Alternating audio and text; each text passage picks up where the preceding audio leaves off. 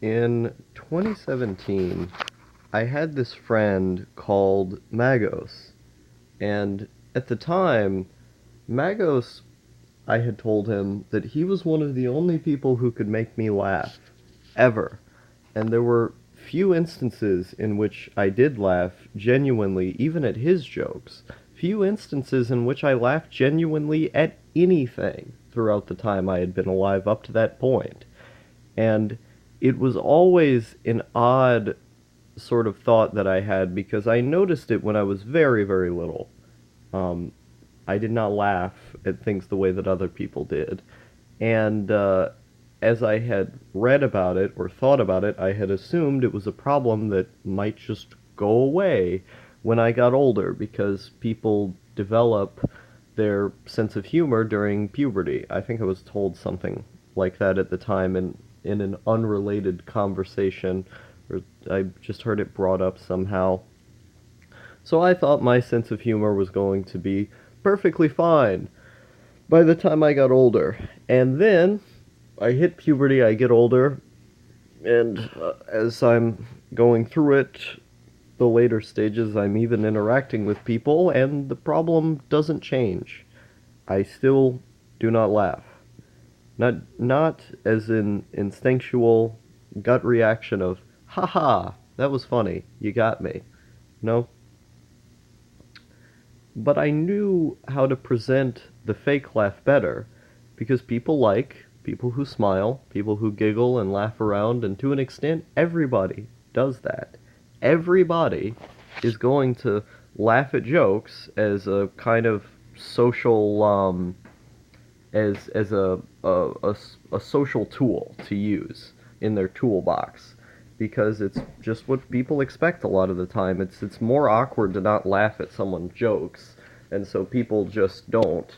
People try to feign a sort of mask that would make the other person they're talking to seem funny, out of a need for lack of awkwardness.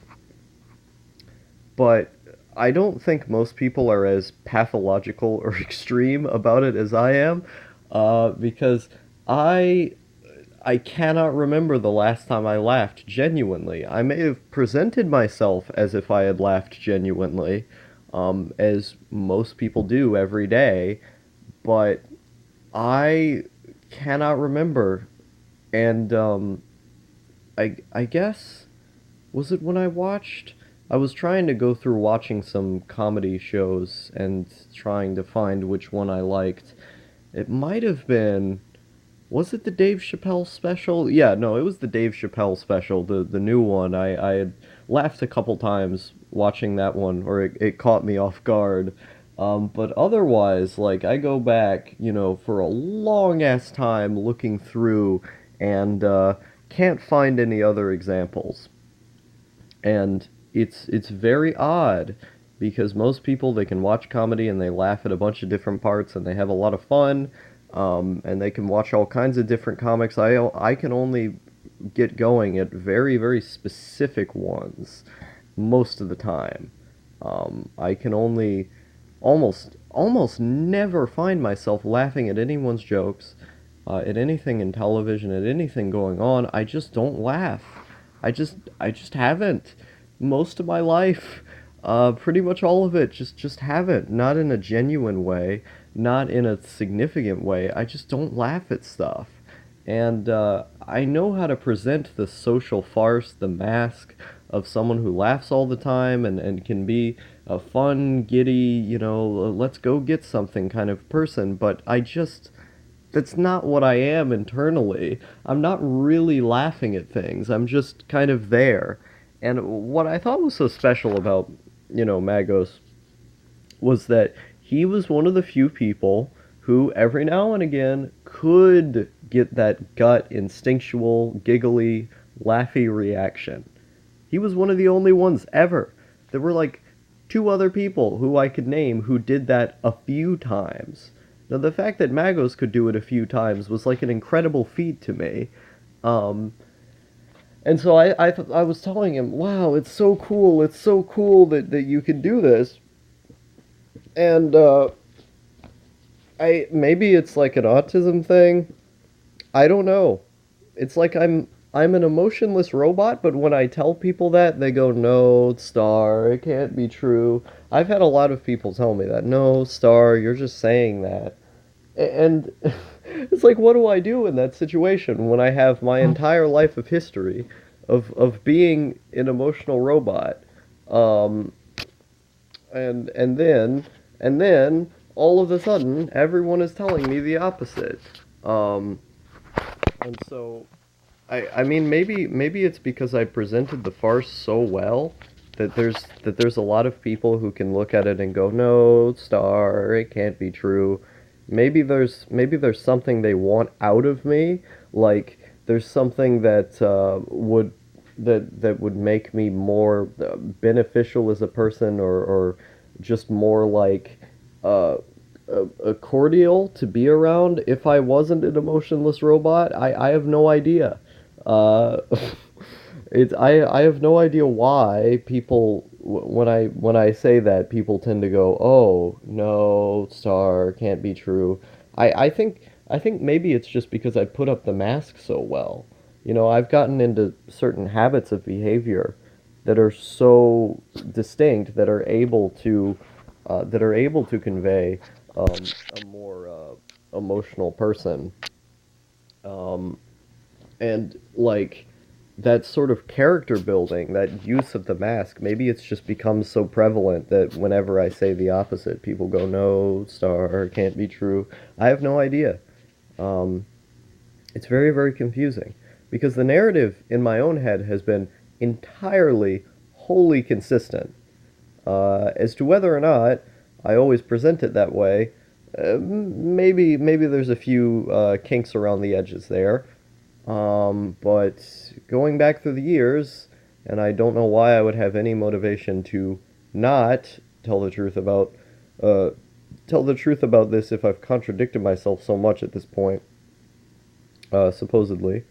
Um, like, what would I gain out of pretending that I was an emotionless robot? That's the thing.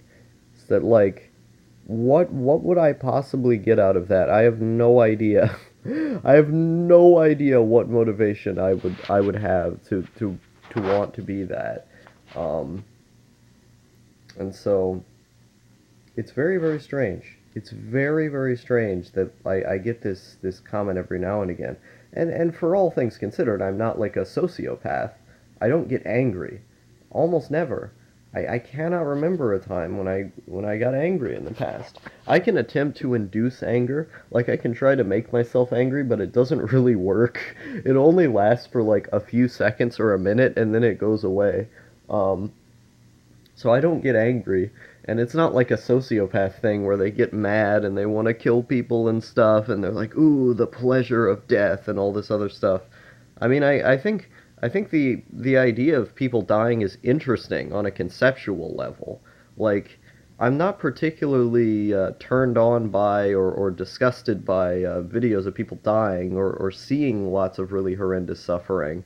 But I see it more as something to analyze, a conceptual thing, which even that is not particularly interesting. It's like I'm completely indifferent to it. Whereas people who have that killing drive, people who are actually dangerous, not like me, they go, "Oh, ooh, need it, I need to kill," and all this other stuff. And so it's interesting. It's very, very interesting to me that uh, people have that reaction when I tell stories like that.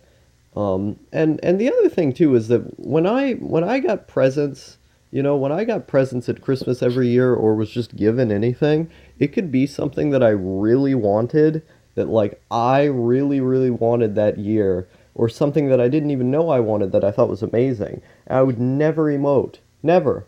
And I've done this my entire life. I've never emoted when I receive gifts, and people would usually get upset because I wouldn't emote. I wouldn't be nearly as excited as everybody else, and so I would have to try and awkwardly have the emotions that everyone else has. And I did that really, really badly for several years. People could not tell.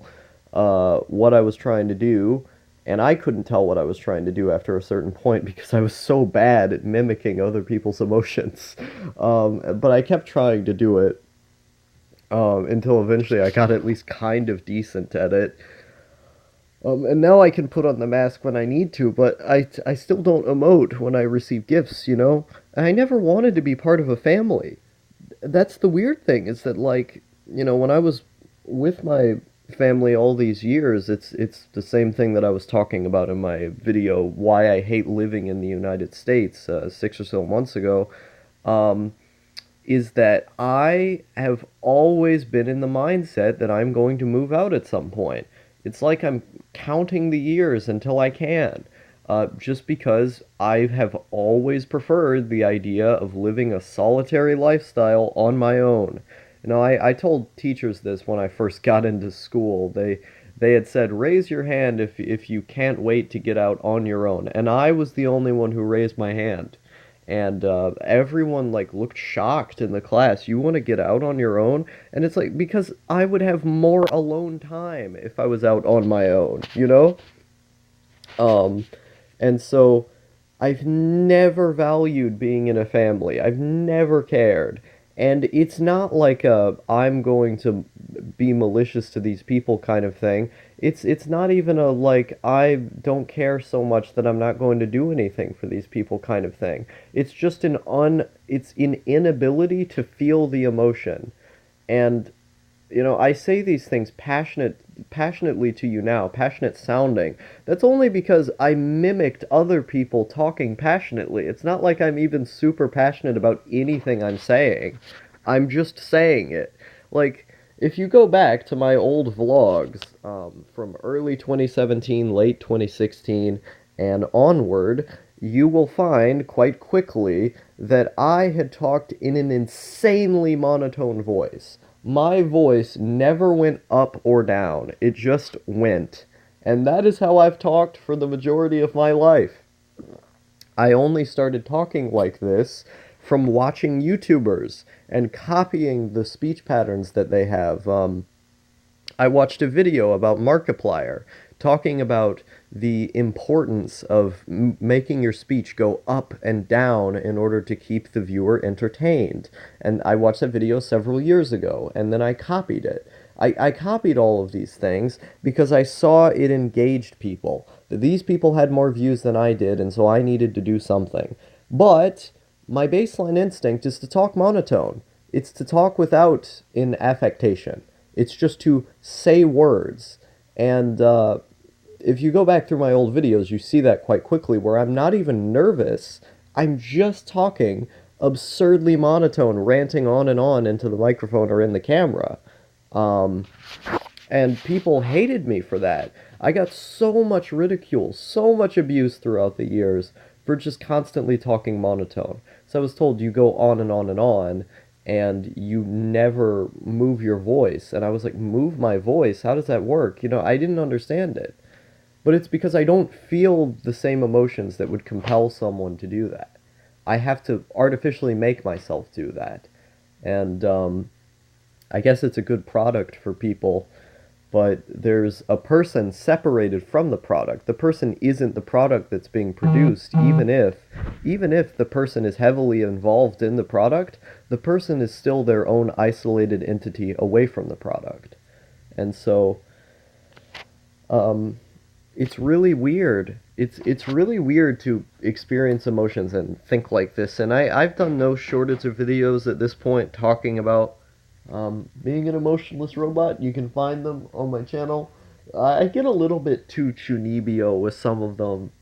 Like, in some of the videos, I'm like, yeah, I'm an evil guy, and I'm bad, and I'm big and bad and stuff. And I don't think that persona was really working for me at the time. I think partly where that came from was that I liked the idea of being the kind of Chan character, the 4chan character who's like a sociopath and wants to kill everybody. I like the aesthetic of that, just because I think it's a very interesting concept. But also, like, I used to be a little bit more evil when I was a kid, and I took the past, I took who I used to be, and I was viewing myself through the lens of the way that I used to do things. And I think it's a sort of desire to have narrative consistency, to have like a place in time where you can put yourself back in and you can say, this is what I was here, and that's why I'm this way now. But humans are more nuanced than that, so you can't just say I did bad things back then, and that's exactly how I am now. And that was part of what I was doing at the time. But the baseline idea that I'm, this weird, myopic kind of emotionless person is pretty much on the nose. It's on the nose. It's on the money. I guess it's both. But you know, it's bizarre. It's really really bizarre trying to explain this to people because and this is something I felt pretty much forever as well, is that I do not relate to anyone. Nobody. I relate to no one. There are people who have told me that they relate to me, and that's pretty cool. I'm pretty much past the phase in my life where I've wanted to relate to somebody. That was only a brief period a long time ago. But I do not want to relate to anybody. But I don't feel like I relate to anybody either.